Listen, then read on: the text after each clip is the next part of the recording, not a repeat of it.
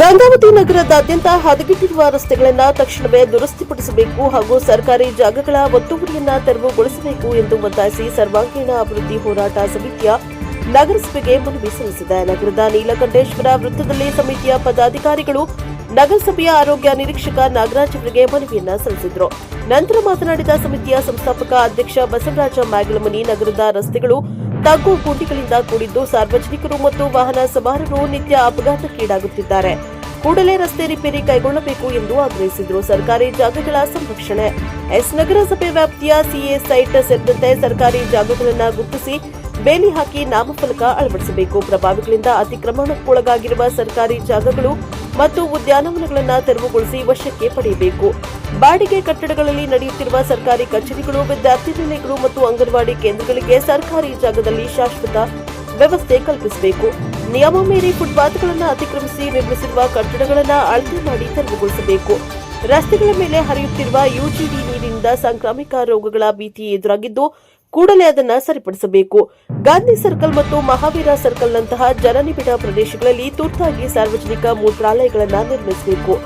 ನಗರಸಭೆಯು ಈ ಬೇಡಿಕೆಗಳನ್ನು ತಕ್ಷಣವೇ ಈಡೇರಿಸದಿದ್ದರೆ ಮುಂದಿನ ದಿನಗಳಲ್ಲಿ ತೀವ್ರ ಸ್ವರೂಪದ ಹೋರಾಟವನ್ನು ಹಮ್ಮಿಕೊಳ್ಳಲಾಗುವುದು ಎಂದು ಬಸವರಾಜ ಮ್ಯಾಗಳಮನಿ ಎಚ್ಚರಿಸಿದರು.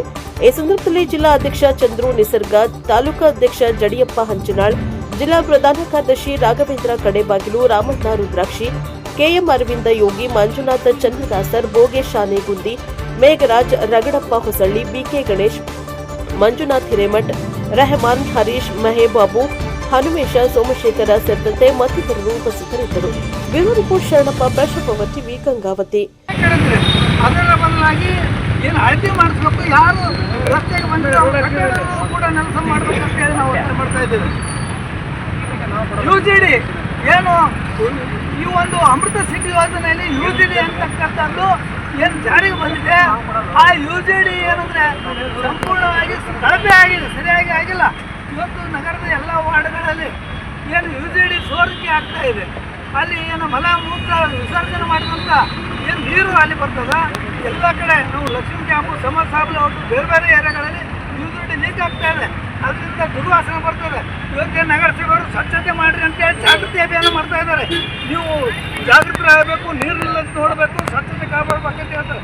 ಆದರೆ ಅವರೇ ಈ ಸ್ವಚ್ಛತೆಯನ್ನು ಮಾಡ್ತಾ ಇಲ್ಲ. ಯುಜಿಡಿ ಇಂದ ಇವತ್ತು ಎಷ್ಟೋ ಮಂದಿಗೆ ಇವತ್ತು ಕಾಯಿಲೆ ಬರ್ತಾ ಇಲ್ಲ. ಅದನ್ನು ಕೂಡ ಯುಜಿಡಿಯನ್ನು ಸರಿಯಾಗಿ ಸಮರ್ಪಕವಾಗಿ ಮಾಡಬೇಕಂತಕ್ಕಂಥದ್ದು.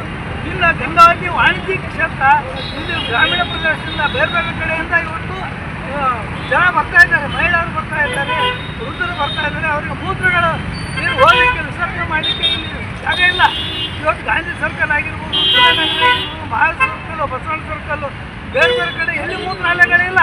ಮೂತ್ರಾಲಯಗಳಿಂದ ಇವತ್ತು ಸಕ್ಕರೆ ಕಾಯಿಲೆ ಇದ್ದಂಥ ರೋಗಿಗಳಿಗೂ ಕೂಡ ತೊಂದರೆ ಆಗ್ತಾ ಇದೆ.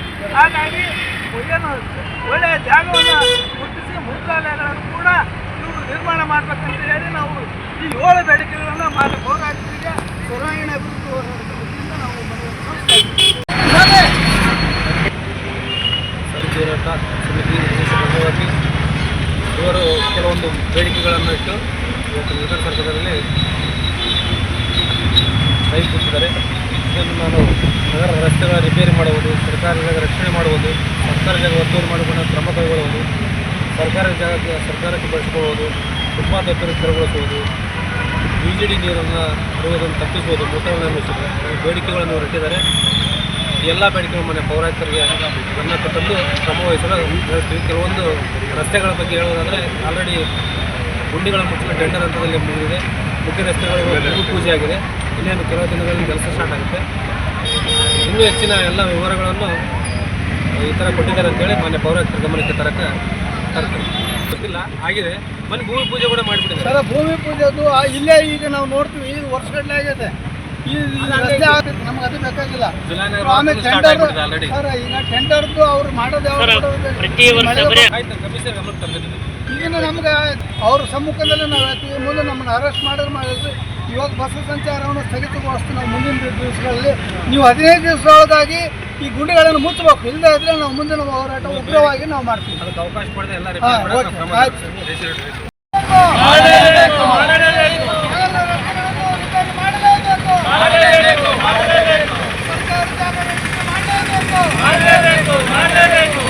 ಜಾಗ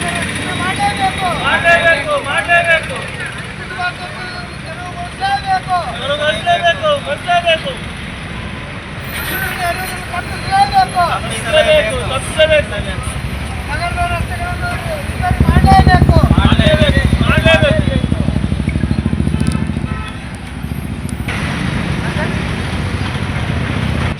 ಸರ್ವಾಂಗೀಣ ಅಭಿವೃದ್ಧಿ ಹೋರಾಟ ಸಮಿತಿ ವತಿಯಿಂದ ಗಂಗಾವತಿ ನೀಲಕಂಠೇಶ್ವರ ಸರ್ಕಲ್ನಲ್ಲಿ ಹೋರಾಟ ಮಾಡ್ತಾ ಇದ್ದೇವೆ.